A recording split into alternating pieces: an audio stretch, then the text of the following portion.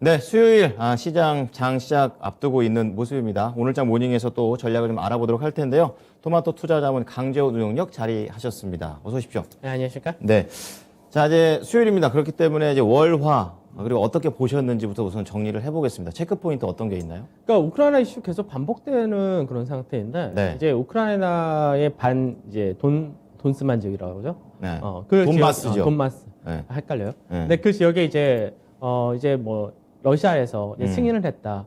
그렇게 얘가 어떻게 보면 우크라이나 주권을 침입했다 이렇게도 볼 수 있는데. 뺏긴 거죠, 우크라이나 그렇죠? 입장에서. 근데 이제 예전에 크림반도 때하고 거의 차이가 없죠. 네. 크림반도도 마찬가지로 동일하게 갔었고 네. 러시아군이 주둔을 하게 되고 그러고 나서 주민투표를 한 다음에 러시아로 병합하는 그 과정이 있었는데 똑같아요. 지금도 그거하고 차이가 없는 거죠. 네. 그럼 여기서 이제 확대가 될 거냐 사실 그 부분인 거죠. 네. 근데 사실 확대할 수가 없다가 정설입니다. 현재는. 그러니까 왜냐하면 전면적으로 가기에는 너무나 그 외적인 국가들 간의 타격이 너무 크다는 부분도 있고 실이 더 크다는 거죠. 그래서 실이 엄청나게 큰 거죠. 예. 그리고 실제로 이제 우크라이나 같은 경우 아직까지 나토에 속해 있는 그런 국가가 아니기 때문에 그렇죠. 그 외적인 국가들이 우크라이나에 파병한다는 것도 상당히 무리가 있는 내용이죠. 그렇죠. 예. 예. 그러니까 이제 결국 이제 앞으로는 남은 수순이 어떤 부분이냐라는 부분에서 네. 우크라이나 정부 자체가 그 반군 지역이라고 하는 데에서 공격을 한다면은 전면전이 발생할 수밖에 없는 우크라이나 그렇겠죠. 안에서. 예. 근데 그렇게는 할 가능성이 또 없다가 되겠죠.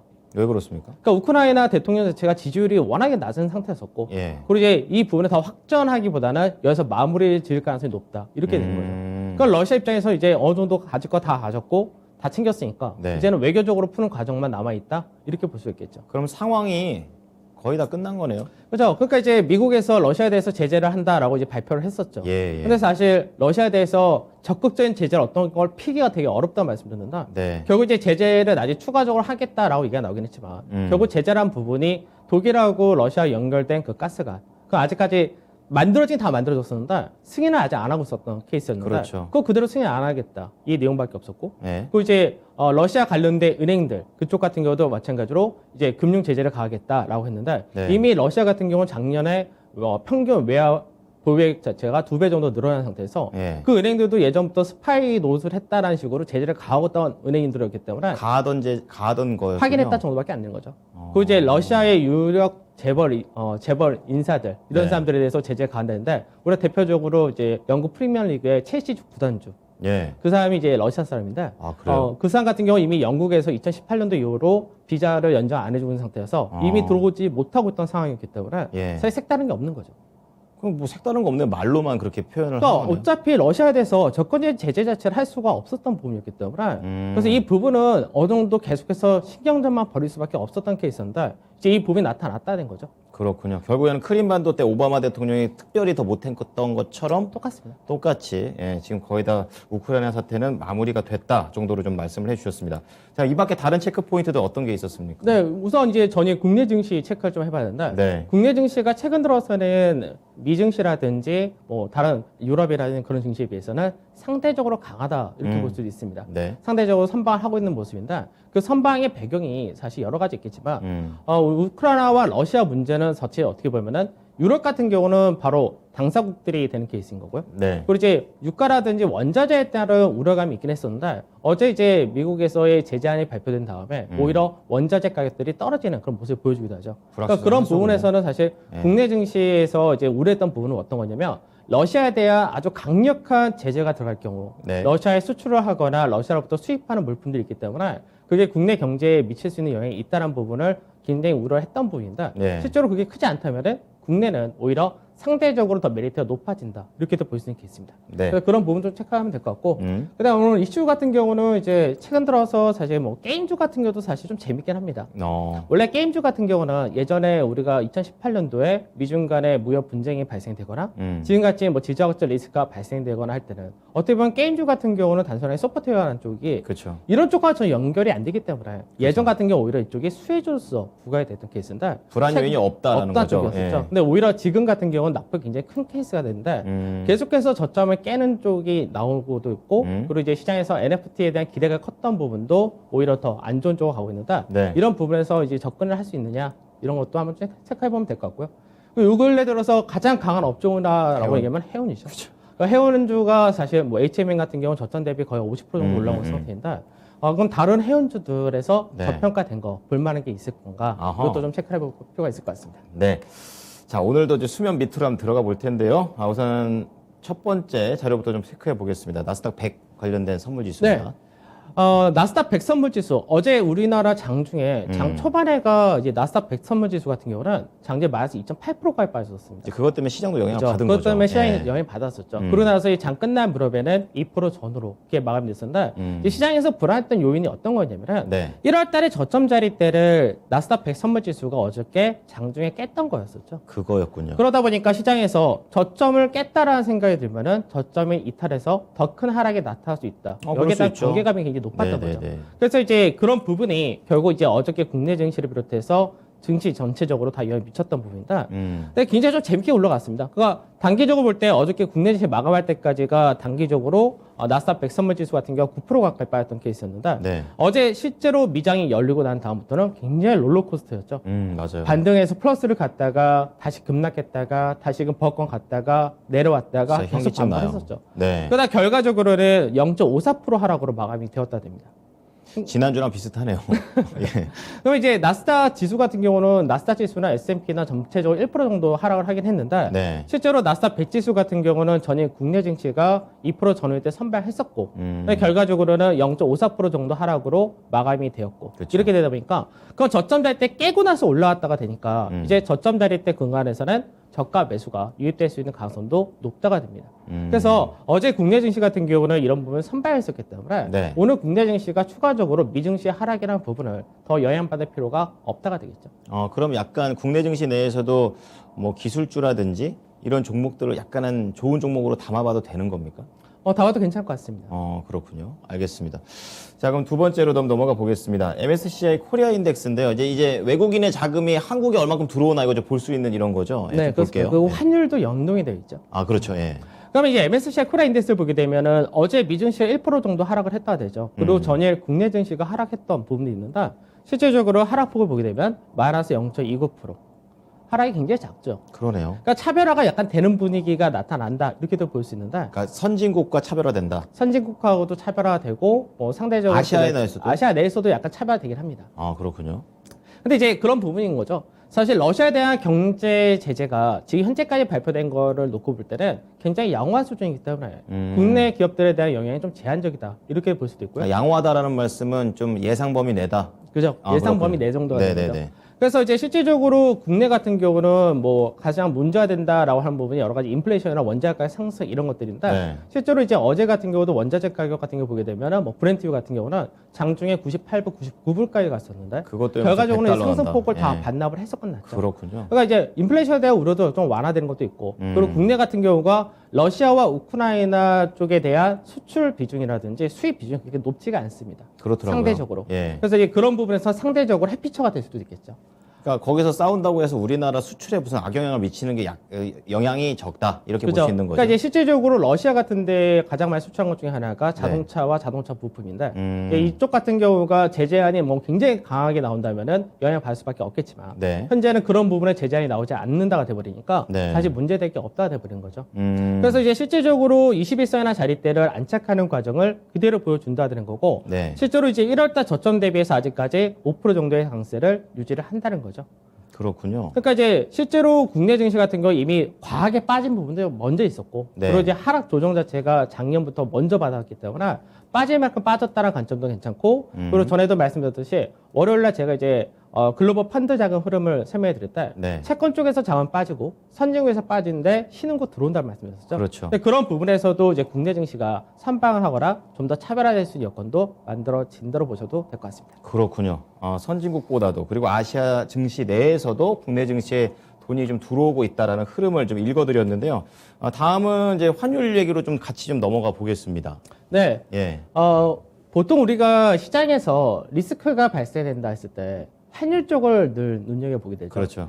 특히나 국내 증시 같은 경우는 이제 그동안의 인식 자체가 자동 인출기라는 인식도 있습니다. 그렇죠. 그러니까 해외에서 문제가 생기면은 국내에서 빠르게 바로 나가고, 가능하죠. 예. 그죠. 그리고 이제 좋은 쪽에 들어오고 이런 과정도 상당히 많다 되는데 음. 이제 1월 달이 국내 증시가 사실 바닥이었었죠. 네. 1월 달에 가장 크게 빠졌었고 설 연휴 바로 직전에 그러고 나서 우크라이나 문제가 크게 발생이 되면서 글로벌 증시가 또 한 번 출렁인 거는 사실 2월 달인 거죠. 그렇군요. 근데 그 기간 동안에 국내 원달러 환율이 올라간 것이 아니라 오히려 1% 정도 하락을 했다가 됩니다.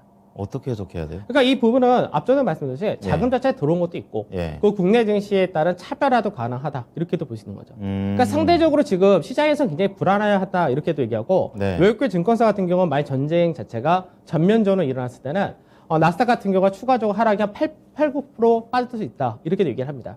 반대로 여기서 더 확전되지 않는다 하면은 상승폭이 단기적으로 8, 9% 상승이 열려 있다 이렇게 되는 건데. 뭐 아니면 도네요. 그러면 지금 현재는 딱 중립이라는 얘기죠. 그렇죠. 해외 증시는. 반대로 국내 증시 같은 경우는 이미 밸류적인 부분도 있지만 국내 증시는 이미 조정이라는 거를 미리 선반 다 한 케이스고 러시아에 대한 노출 위험도가 상대적으로 낮다가 되니까 상대적으로 매트가 높다가 되는 거죠. 그렇군요. 그럼 이제 중요한 거는 외국인들이 환율 자체가 조금씩 떨어지고 위가 막혀 있다면 외국 입장에서 환차익을 보는 매수가 더 들어오기도 수월하다가 되겠죠.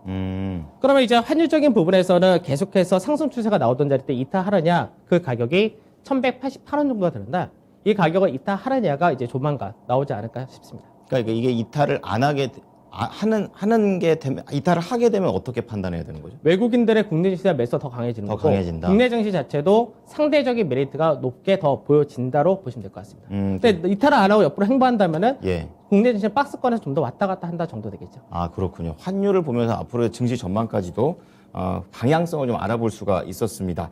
자, 다음은 항상 봐드리는데요. 코스피 200 선물지수 체크해 보겠습니다. 네, 선물지수로 보게 되면은 마찬가지죠. 지금 최근 들어서 이제 미증시가 저점을 왔다 갔다 하고 깨고 이런 흐름이 나타난다 하더라도 국내 증시는 지금 계속해서 박스권의 하단 자리대에서는 지켜지는 모습을 보여준다가 됩니다. 견조하다는 얘기죠. 그죠. 그리고 최근 들어서 이제 같은 자리다라고도 볼 수 있는데 5거래 동안 계속 양봉이죠. 그러니까 5거래 동안 양봉이라는 게 어떤 거냐면 결국 낮게 출발한다 하더라도 시장에서 저가 매수가 유입이 된다는 얘기가 되겠죠. 그러니까 그 밑으로는 더 안 내려간다는 얘기죠. 그죠. 그러니까 어느 정도 지지가 된다는 얘기인데 바로 오른쪽에 있는 게 이제 선물 누적 매도 포지션인데 지금 보게 되면 선물에서 앞전에 2월 7일까지가 외국인들이 5만 8천 개 가까이 누적으로 매도했던 그런 부분이었는데 지금 이게 계속해서 매수가 이 8일부터 들어오기 시작하면서 14일까지가 약 2만 개가 좀 넘게 들어왔었죠.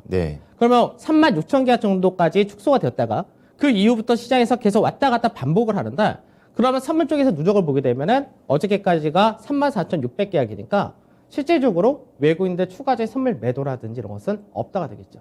계속해서 줄여오고 있다. 그렇죠. 그래서 줄여놓고 지금 시장에서 이슈가 발생되면서 등락을 보인다 하더라도 실질적으로 외국인들은 선물 쪽에서 추가적인 매도를 하지도 않고 매수를 한다 하더라도 좀 제한적이다 이렇게 되니까 시장에서 현재는 더 빠지지 않는다 정도.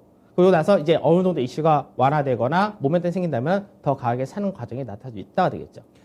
그러면 외국인은 어쨌든 지금 딱 중앙에서 올라갈지 내려갈지 보고 있다라는 그런 내용인데 그럼 개인 투자자 입장에서는 지금 외국인처럼 같이 이렇게 관망만 해야 되는 겁니까? 아니면 사는 게 더 좋은 겁니까? 그러니까 제가 월요일날도 그 얘기 드렸는데 우크라이나 이슈로 인해서 증시가 빠진다 했을 때 오히려 조정을 받을 때 매수하는 관점이 좋다. 그러니까 중요한 라인대를 돌파한다 했을 때 사는 것보다는 지금 시장 자체가 올라갈 때 사면은 오히려 단기적으로 고가를 만들 가능성이 높기 때문에 차라리 내려올 때 사고 양봉이 계속해서 나온다는 얘기는 내려올 때 사놓으면은 반등할 때 바로 수익 전환이 가능하다 이렇게도 볼 수 있겠죠. 근데 내려올 때 사기가 이게 불안한 거죠. 쉽지가 않으니까 말씀을 좀 드리는 거죠. 그러면 이제 수급적인 부분도 같이 보게 되면 수급에서 이제 개인 같은 경우가 이제 2월 7일, 8일 이때 이제 외국인들이 선물에서 본격적으로 매수한 거는 2월 8일부터 들어왔는데 이제 그때부터 사실 개인들은 계속해서 선물 현물 쪽에서 매수 부분이 축소되기 시작했던 거죠. 아, 그렇군요. 그러고 나서 이제 2월 17일 지난주였는데 이때가 거의 그동안 샀던 거 다 팔았다가 거의 없네요. 그러고 나서 이제 다시금 최근 들어서 며칠 동안 사는 모습을 보여준다가 되는 거고요. 외국인 같은 경우는 이제 1조 8천억까지 늘렸다가 지금 한 1조 2,500억으로 좀 줄었다가 되는 거고, 그 다음에 금융 투자를 봐야 되는데, 금융 투자 같은 경우는 이제 프로그램 매도가 계속해서 나간다, 들어온다 이 케이스인데, 금융 투자에서 앞전에 2조 3천억까지 프로그램 매도 나갔던 것이 좀 들어왔다가 어제까지도 나가면서 2조 1천억 정도까지 매도가 나갔죠. 그러니까 추가적으로 나갈 수 있는 금융 투자에서 매도 물량은 2, 3천억 내외밖에 안 된다는 얘기죠. 그러니까 물량이 더 쏟아져도 그 시장에 큰 문제가 안 된다라는 얘기군요. 크게 나올 수 있는 물량 자체가 없다는 거죠. 아하. 그러면 이제 베이시스가 개선되면은 금융 투자에서 들어올 수 있는 물량은 2조 이상이 되는 거고 반대로 나간다 하면은 2천억에서 3천억이니까 거의 10배 차이가 나죠. 여기까지 들어보면은 최소한 보수적으로 잡아도 중립인 거고. 그죠. 그 이상은 좋은 걸로만 열려 있는 걸로 그죠. 해석해도 되는 거군요. 그러니까 이제 우크라이나 예. 이슈가 사실 예. 이제 많은 투자자분들 제가 전에도 그 얘기 했지만 이게 전쟁이라는 증시에서의 역사를 겪어보신 분과 안 겪어보신 분의 차이가 상당히 큰 것이 네. 이제 이 정도까지 왔으면은 더 이상 전면전이 나타나지 않는다면은 이제 이 이슈는 시장에서 바닥을 만든 이슈 이렇게 생각을 해야 되는 거고 투자자 입장에서. 그죠. 그 사실 예전에 크림반도 병합할 때 어떻게 보면 지금은 크림반도라는 예전에 사례가 있는 거고 네. 그때는 크림반도라는 사태는 처음 겪었던 그런 사태였기 때문에 네. 사실 시장에서 더 이슈가 되고 더 문제가 될 수 있던 소재가 있었는데 그 당시에 코스피 같은 경우는 크림반도 이슈가 나왔을 때 한 3% 정도 하락했고 네. 미증시도 약 2에서 3% 정도 하락밖에 안 했었습니다. 아, 제한적이었군요. 근데 왜 지금 와서 이렇게 크게 이슈가 되냐면 우리가 1월 달이라는 시간 동안에 급락을 봤었고 투자 심리가 약해진 상태이고 밸류에 따른 부담을 느끼고 있는 그런 구간이다 보니까 그게 변수군요. 그게 더 민감하게 다가오는 거죠. 아, 같은 일을 좀 더 심하게 받아들이고 있는 그런 상황입니다. 자, 그렇다면 이번에는 특징주를 좀 넘어가 볼 텐데요. 첫 번째 공개해 주시기 바랍니다. 예스 올로입니다. 자, 단기 낙폭 과대 최대 NC소프트를 좀 말씀해 주셨는데 분할 매수가 가능할까? 글쎄요. 재밌는 게임이 있을까요? 저 같으면 안 살 것 같은데요. 전 예스로 말씀드립니다. 예스. 아, 왜 사야 됩니까? 빠질 만큼 빠졌다. 아, 그렇군요. 그러니까 이제 새롭게 NC소프트가 어떻게 보면 예전에는 게임주 대장이었었는데 네. 이쪽에서가 지금 현재 굉장히 약합니다. 많이 밀렸어요? 그죠? 그 앞서도 제가 말씀드린 게 2018년도부터 보게 되면은 상당히 강하게 움직였었죠. 그러네요. 그러니까 그 당시에 2018년도 미국과 중국과의 무역 분쟁이 있었던 시기인데 햇빛처가 되면서 오히려 계속 올라갔었고 그렇죠. 증시는 빠질 때도 네. 그리고 코로나 이후로 또 모멘트 받으면서 또 올라갔던 거죠. 그랬던 것이 이제 작년부터 이제 실제적으로 실적이 안 나오기 시작을 하고 네. 경쟁이 치열해지기 시작하고 여러 가지 이슈가 있어 무너지기 시작하다가 저거 본업 싸움이네요. 그죠. 그러다가 이제 NFT 관련된 이슈가 한번 붙으면서 반등이 나왔다 된 자리가 결국 추세 이탈했다가 되돌림을 맞는 자리 이렇게 만들어버리고 아, 그러네요. 그러고 나서 이제 다시금 하락이 세게 떨어지면서 예. 결국 지금은 예전 2017년도 18년도에 그 가격대까지 내려왔다가 됩니다. 그래서 종가 기준으로가 고가 대비해서 한 55% 빠졌으니까 절반 이상 빠졌죠. 그러네요. 근데 이제 밸류적인 부분을 보게 되면 사실 작년 실적이 너무 안 좋았습니다. 실적이 안 좋았고 올해도 이제 차기작이다라고 준비를 하는 것이 빨라야 하반기부터 런칭이 가능하고 네네. 그리고 이제 내년부터가 이제 본격적으로 신작 게임이 나타난다 이렇게 되기 때문에 지금 현재 갖고 있는 리니지 W라든지 여러 가지 몇몇 게임들을 좀 더 다국적으로 이제 다른 나라에 수출해가지고 네. 거기서 이제 매출을 안정적으로 뽑아낼 거냐 약간 우려해야 되겠네요. 그 정도가 있고 네. 그다음에 이제 NFT 적용을 한다 했었는데 네. 이게 빠르면 하반기부터 적용할 수 있다 이렇게 해도 됩니다. 그럼 모멘텀이 당장은 없는 거 아닙니까? 당장은 없죠. 예. 그러면 이제 낙폭 가대란 관점과 그 이제 분할 매수란 관점. 그러니까 낙폭 가대에서 어느 정도 했다가 지금 낙폭이 컸기 때문에 기적 받는 분도 상당히 좀 나올 수 있는 그런 케이스다 보시면 되고 밸류 부담은 많이 줄어들었죠. 그래서 밸류 자체가 35% 전후에서 왔다 갔다 했던 것이 네. 올해 실적이 작년보다는 좋다라고 전망하고 있기 때문에 그게 될 경우 한 18% 정도 되는 케이스니까 현재는 그렇게 비싸지 않은 케이스 이렇게 볼 수 있겠죠. 그럼 약간 단기적으로 이 NC소프트는 다루면 된다. 이렇게 네, 보시면 그렇습니다. 되는 거군요. 네, 알겠습니다. 자, NC소프트 봤고요. 두 번째 예스홀로 체크해 보겠습니다. BDI 지수, 해운 쪽 말씀해 주시는데요. 네. 자, LX 인터내셔널, 이게 이제 상사 쪽이 되는 거죠? 상사도 있고 상사도 이 있고. 안에 회원도 있습니다. 아, 그렇군요. 그러면 저는 이거 좋게 봅니다. 어떻게 보십니까? 예스입니다. 예스요. 그러니까 이제 시장에서 예. 사실 시장에서 하나의 이제 팁을 말씀드리자면은 네. 지금 현재 시장에서 저평가된 것들. 네. 그러니까 작년에 피크아웃 논란이 있으면서 저평가된 종목군들이 모멘텀이 들어오면서 그 피크아웃이 너무나 과하게 평가받았던 거고 그에 따른 해소하는 과정이 들어온다가 먼저 해운이 있는 겁니다. 아, 그러니까 그 외적인 종목군들도 사실 저평가가 된 상태에서 작년에 피크아웃 논란이 과하게 들어왔던 것들은 결국 하나씩 모멘텀이 들어오면 그 부분이 다 올라갈 수 있다. 이렇게 해야 될 수 있는데 그러니까 그 피크아웃 논리를 깨는 그런 상황이 깨는 되는 거죠. 거죠. 예. 그러니까 그런 부분이 사실 HMM이라든지 최근 들어서 대한해운, 페노션 이런 쪽이 굉장히 가파르게 올라온 부분이 사실 이유가 그런 겁니다. 있군요. 그 당시에 HMM도 설명될 때 퍼가 2, 3%밖에 안 된다고 말씀드렸죠. 네네. 그러니까 2, 3%밖에 안 되니까 너무나 과하게 뺐던 부분이 이제 업황이 피크아웃이 아니다라고 얘기가 나와버리니까 그렇죠. 그러니까 가파른 반등이 나오면서 주가가 적정주가 찾아가는 과정인데 LS 인터내셔널 같은 경우는 우리가 일반적으로 예전에 LG 상세였기 때문에 예. 그래서 이제 보통 우리가 어떤 말 그대로 물산 이런 네. 쪽을 생각할 수 있는데 그러니까 자원 사업도 하고 있고 그렇죠. 그리고 이제 교육도 하고 있고 그리고 이제 판토스라는 해운 회사가 있습니다. 그걸 인수한 거죠. 그 관점에서 보시는 거군요. 그죠? 예. 그러면은 LS 인터내셔널 같은 경우도 바로 밸류를 보게 되면은 네. 작년 같은 경우 배당도 엄청 줬는데 어허. 작년에가 기준할 때는 퍼가 2.9배 그 올해가 작년보단 떨어진다가 되더라도 4% 정도 수준대. 굉장히 싸죠. 굉장히 쌉니다. 그러면은 시장에서 이제 찾는 거죠, 사람들이. 해운 업종에 대해서 HMA 대장 역할을 했고, 그렇죠. 그 외전 쪽에 강세되었으면 해운 쪽에서 일을 하고 있는 뭐 글로비스도 해당이 될 거고, LS 인터내셔널을 본다 했을 때 밸류를 보면 이쪽이 너무 싸거든요. 그렇군요. 그럼 이쪽에 대한 관심을 가질 수밖에 없는 거죠. 그러니까 이제 어제 같은 시장에서도 3%대 강세 띈 것이 바로 그런 부분이 되는 겁니다.